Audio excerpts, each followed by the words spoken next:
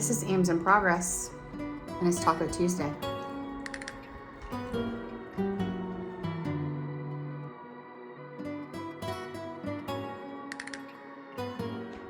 Good evening. I'm going to share with you a little bit of what we did on Easter first.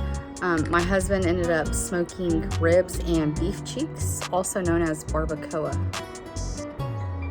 Yes, you heard that right. Did you know when you went to the restaurant and ordered barbacoa that you were eating the face of a cow? I did not know that, but it's delicious. So you'll see us smoking that.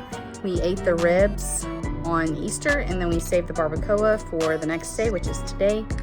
And we made some delicious tacos. I mean, if you like to smoke meat, go get you some beef cheeks because it was so good. It only took about 4 hours to cook. I highly recommend it. To serve along with the barbacoa, we made some Mexican street corn, but instead of having it on the cob, I actually turned it into a casserole, mainly because I don't like getting my face all messy. You know what I mean? So if you just eat it with a fork, you don't have to worry about it. So we're gonna make that, pico, guac, a hot sauce to go over your tacos, as well as a toasted tomatillo salsa. Yeah, it was a good day. It was a real darn good day. Most epic Taco Tuesday ever with a side of margaritas. And we're gonna show you how to make all of it right now.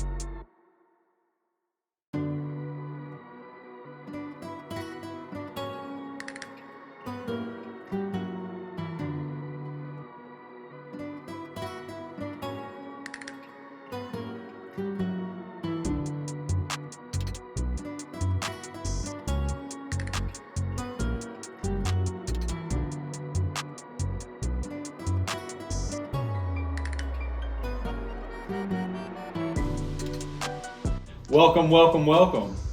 We're going to kind of do a hybrid recipe of a homemade margarita. We had some just a few weeks ago at just a local restaurant that were probably some of the best margaritas that we've ever made, and they were made there. They did not use like a sweet and sour mix or anything like that. So simple syrup, lime, tequila, and then they had Grand Marnier in there. So we don't have Grand Marnier, but we have something pretty close to it. We're gonna do 2 ounces of tequila. We like añejo because it's aged.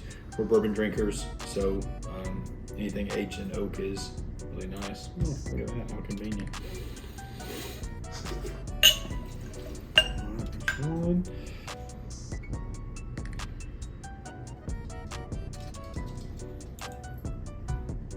don't have a preference on tequila. Some of the ones that we really like, Adictivo has a great tequila, Reposado, Nejo, and they have some other ones too. So we got 2 ounces tequila. The hack on the recipe, basically it says for a splash of Gran Gala. That's not good for us. So we're gonna do about a half an ounce here. So it'll be 2 ounces of tequila, half an ounce of orange liqueur. If you like a little orange, you don't have to use it. And then, so ounce of simple syrup, easy peasy, and an ounce of lime juice. And this is fresh lime juice. We didn't squeeze it ourselves, we bought it this way, but it does have a lot of pulp in it, but we'll strain it before we put it into the glass. So, all right, well, we made it to the end. Let's give it the old shaky.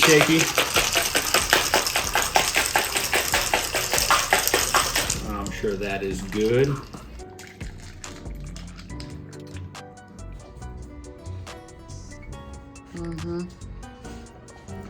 Yeah, if you don't like the sweet and sour, this is a great recipe. Pico de gallo is very easy to make. You normally do equal parts red onion, tomato, and cilantro, but because cilantro tastes kind of soapy to me, I add less of it. Then I added half a jalapeno, salt, and the juice of 1 lime.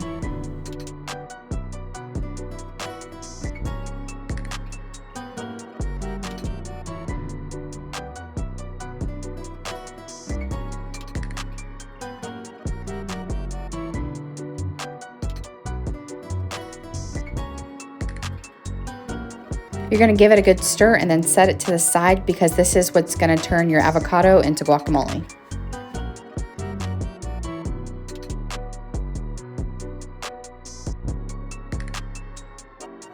I mashed up 3 avocados. One of them was a little overripe, but it still tasted really good.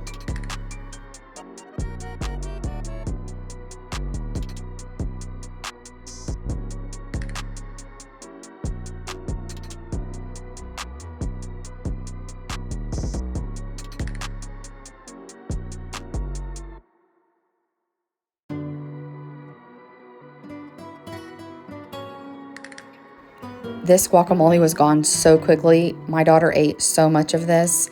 If you have a big family, I'd definitely mash more than just 3 avocados, but this is what worked for us. Now you're just gonna add as much pico de gallo as you like. Just taste it with a chip. I needed the extra lime from the bottom of that pico, and then I did ended up adding a little extra salt. And then when you put the plastic wrap on, make sure to push it all the way down so that it's touching the guacamole. That way it doesn't turn brown from the oxygen. And then put these both in the fridge. This was a fun recipe. All the recipes that I used will be linked down below. These are tomatillos, Roma tomatoes, jalapeños, and garlic. 2 of the jalapeños are used for a different recipe, but we decided to cook them all at once. And you want these to get black on all their sides, and then remove them from the heat and let them cool down.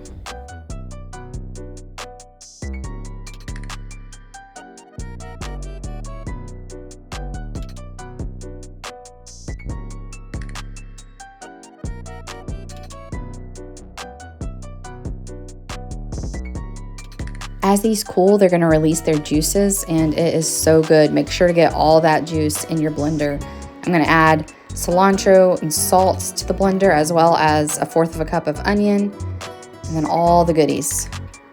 Make sure to take the casings off of those garlic. They slip right out. I just forgot before I throw them in there. And then cut the tops off those 2 jalapeños.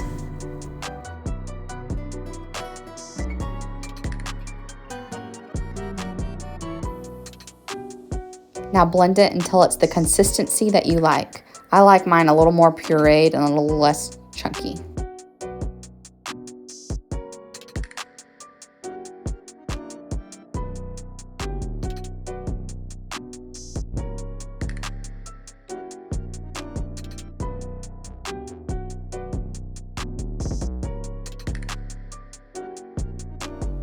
This is the hot sauce for the tacos.